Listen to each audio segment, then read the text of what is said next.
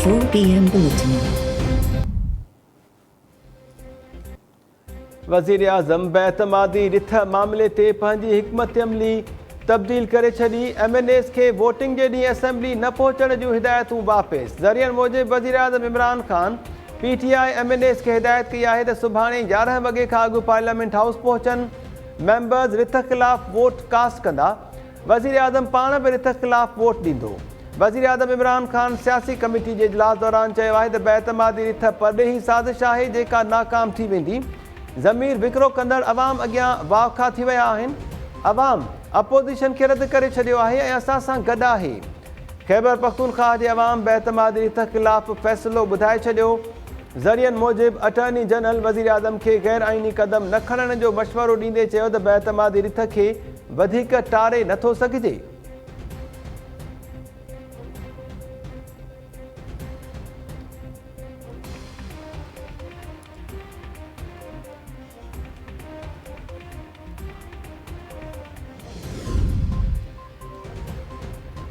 PTI खे वफ़ाक़ खां पोइ पंजाब में बि धचको। तरीन ग्रुप वॾ वज़ारत जे लाइ परवेज़ इलाही बदिरां हमज़ा शहबाज़ जी हिमायत जो ऐलान करे छॾियो।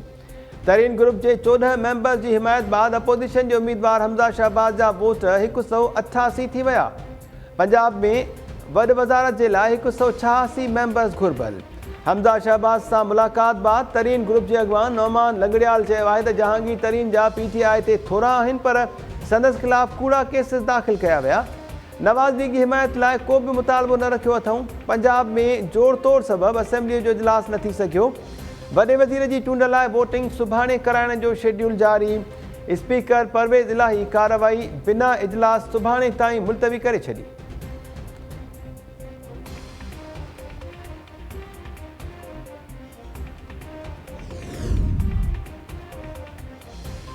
मुतहिदा सिंध हुकूमत में शामिल थियणु चाहे त गौर कंदासीं। बेतमादीअ सबबि खोड़ सवाल पैदा थिया आहिनि पर ॿिन्ही पार्टीज़ ग़लतियुनि मां सबक़ सिखियो हूंदो।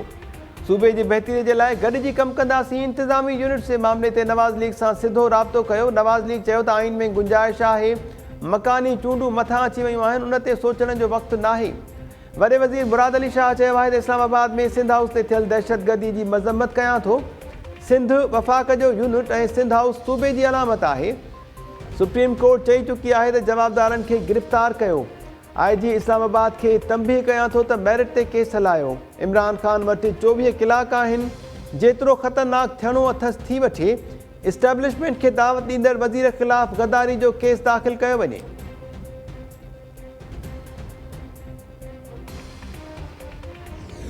Pakistan enjoys a close strategic relationship with China. Equally, we share a long history of excellent and strategic relationship with the United States, which remains our largest export market. We seek to broaden our ties with both countries without impacting our relations with the other.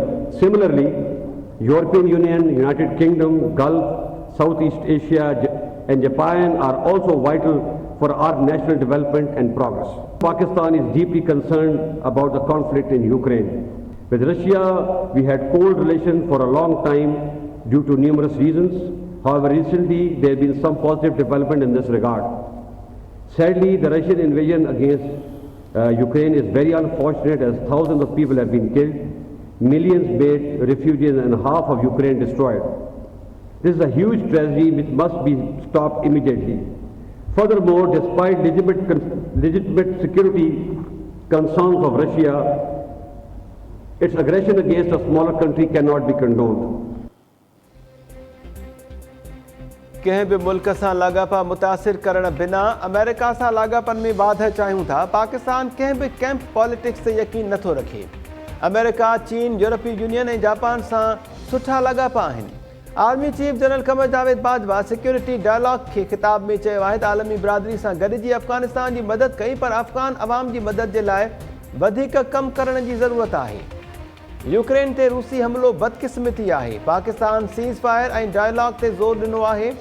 Pakistan चाहे थो त Ukraine में फौरी जंगबंदी थिए।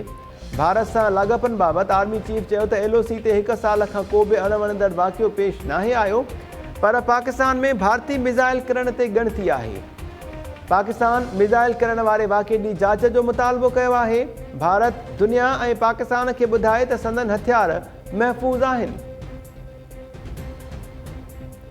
The recent incident involving Indian launching a supersonic cruise missile into Pakistan on 9th March 2022 is of serious concern. This raises serious concern about India's ability to manage and operate high-end weapon systems, and equally concerning is India's indifferent attitude in not informing Pakistan immediately about an inadvertent launch of the missile. We hope the international community will realize that this incident could have resulted in loss of life in Pakistan or an accidental shooting down of a passenger plane that were flying along the path of the cruise missile. Pakistan has called for a thorough probe into the incident, and we expect India to provide evidence to ensure Pakistan and the world that their weapons are safe and secure. We have once again demonstrated maturity and responsibility in our response. Opposition leader Shahbaz Sharif ऐं हमज़ा शहबाज जी money laundering case में ज़मानत रद्द करण जे लाइ दरख़्वास्त मंज़ूर। लाहौर जी सेंट्रल अदालत FIA जी दरख़्वास्त ते धुरियुनि खे नोटिस जारी करे छॾिया। शहबाज शरीफ खे बि 4 अप्रैल ते तलबी जो नोटिस जारी। अदालत पंहिंजे नोटिस में चयो आहे त जवाब न मिलण ते हिक तरफ़ी कार्रवाई कई वेंदी। FIA शहबाज शरीफ ऐं हमज़ा शहबाज जी ज़मानत रद्द करण जे लाइ दरख़्वास्त दाख़िल कई हुई। वफ़ाक़ी वज़ीर फवाद चौधरी चयो आहे त क़ौम खे वाधायूं। शहबाज शरीफ जी ज़मानत रद्द कराइण जे लाइ दरख़्वास्त मंज़ूर थी वई आहे। इंशाअल्लाह सूमर ते दरख़्वास्त ते फ़ैसिलो अची वेंदो।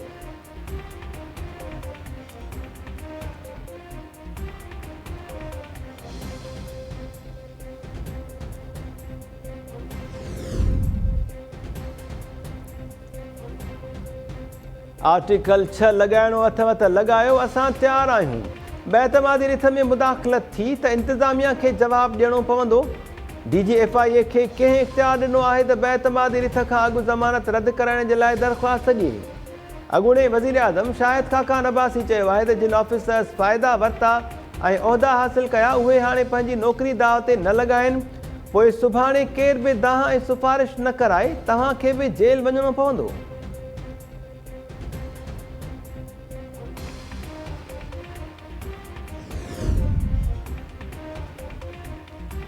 वफ़ाक़ी वज़ीर फवाद चौधरी कानून वारी वज़ारत जो कलमदान संभालींदे ई एक्शन में अची वियो। बेतमादी मामले ते मुबैना आलमी साज़िश जी जांच जे लाइ कमीशन जोड़ण जी हिदायत। फवाद चौधरी चयो आहे त कमीशन आलमी साज़िश ज़रिए हुकूमत जी तब्दीली ऐं बेतमादी रिथ जे रुखनि जो जाइज़ो वठंदी। कमीशन आलमी साज़िश जी जांच करे रिपोर्ट पेश कंदी। इस्लामाबाद, कराची ऐं लाहौर में दर्जने लीगल ऑफिसर्स तब्दील करण जी बि हिदायत। फवाद चौधरी पंहिंजे ऑफिस पहुतो त कानून वारी वज़ारत जे अमलदारनि खेसि ब्रीफिंग ॾिनी।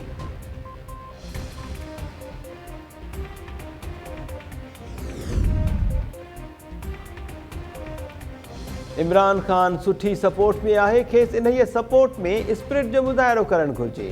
PTI वारनि इस्तीफ़ा ॾिनी त ज़िमनी चूंडूं कराईंदासीं। अॻूणे वज़ीर आज़म यूसुफ रज़ा गिलानी चयो आहे त बेतमादी रिथ अचण बाद वज़ीर आज़म असेंबली टोड़े नथो सघे। पंजाब में बेतमादीअ ते फौरी इजलास तलब कयो वियो। असां 8 मार्च ते बेतमादी रिथ जमा कराई पर अञा गैर यकीनी आहे। आसिफ ज़रदारी नवाज़ शरीफ़ खे क़ाइल कयो त परवेज़ इलाही खे वॾो वज़ीर बणायो। नवाज़ शरीफ़ ॻाल्हि मञी ऐं असां बि पूरी सपोर्ट कई हुई। इमरान ख़ान सरप्राइज़ जी ॻाल्हि कई हुई। अहिड़ा ख़त त ईंदा रहंदा आहिनि। इमरान ख़ान साज़िश जो चई अखियूं फेरे वियो।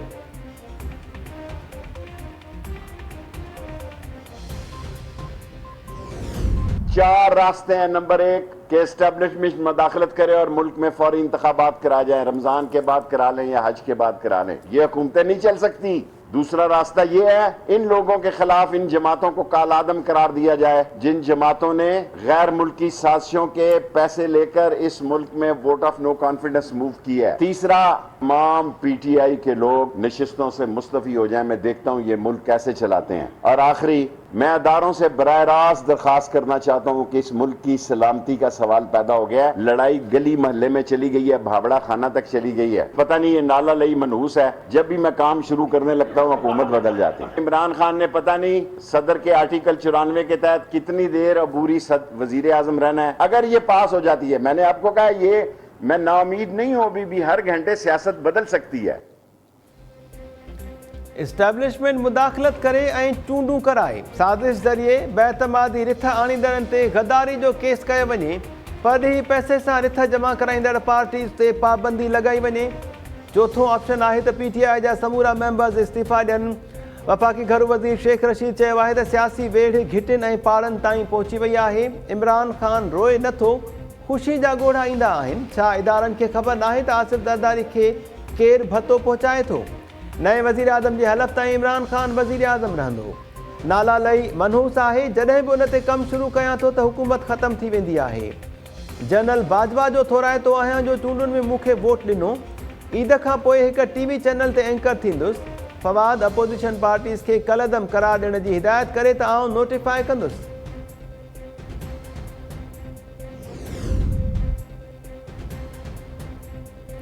इस्टेब्लिशमेंट खे मुदाख़लत जी दावत ॾियणु मायूसी ऐं नाकामी जो सबूत आहे। पीपल्स पार्टी सेनेटर शेरी रहमान शेख रशीद जे बयान ते रद्द अमल ॾींदे चयो आहे त वफ़ाक़ी वज़ीर पंहिंजी मर्ज़ीअ सां आइन जी तशरीह नथा करे सघनि। बेतमादीअ बाद इमरान ख़ान वज़ीर आज़म नथो रही सघे। जंहिं ख़त जे बुनियाद ते गद्दारी जा केसिस कया वेंदा, उहो ख़त 17 ॾींहं लिकाइण जो ज़िम्मेवार केरु आहे? इमरान ख़ान आइन खां मथे न आहे।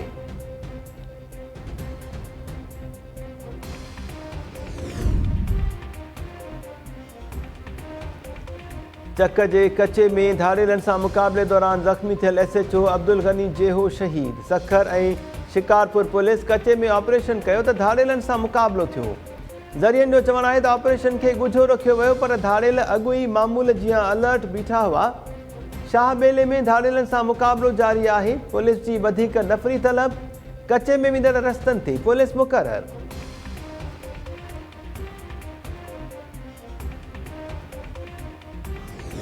एतिरो आसान न आहे हिकिड़ी औरत जे लाइ त अदालतुनि में अचे करे चकर काटे वेह। असां कॉम्प्रोमाइज़ त कतई न कंदासीं।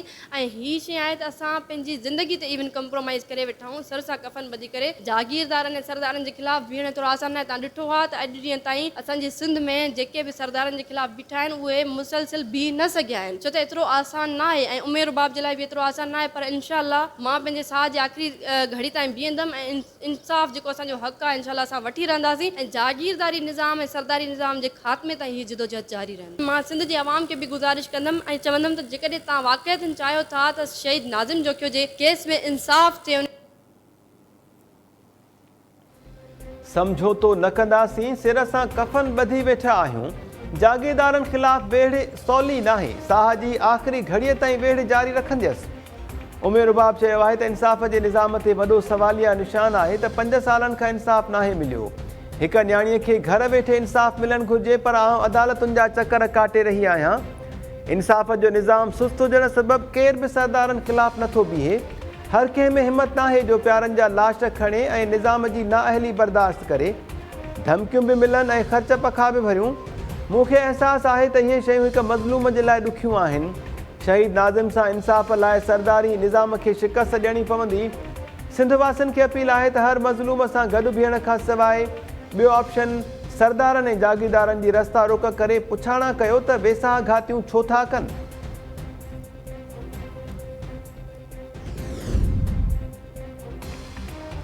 मदे जी भरिसां सरेआम फायरिंग में क़तल थियल नौजवान अफ़ज़ल डहाणी जो लाश पोस्टमार्टम बाद वारसनि हवाले।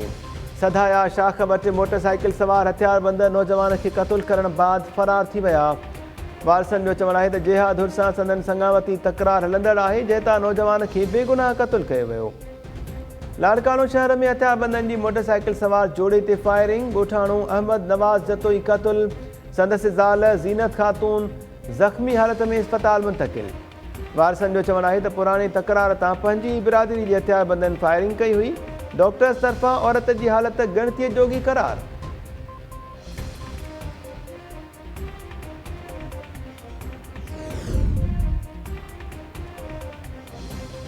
जामशोरो में वाइल्ड लाइफ खाते जी टीम नायाब हरण जी स्मगलिंग नाकाम बणाए छॾी। इख़्तियारनि जो चवणु आहे त टंडो आदम वासी असगर बुरड़ो कार में 2 हरण कराची खणी पियो वियो। इतला मिलण ते कार्रवाई करे 2 हरण तहवील में वठी छॾिया। जवाबदार खे गिरफ़्तार करे कार तहवील में वरिती वई।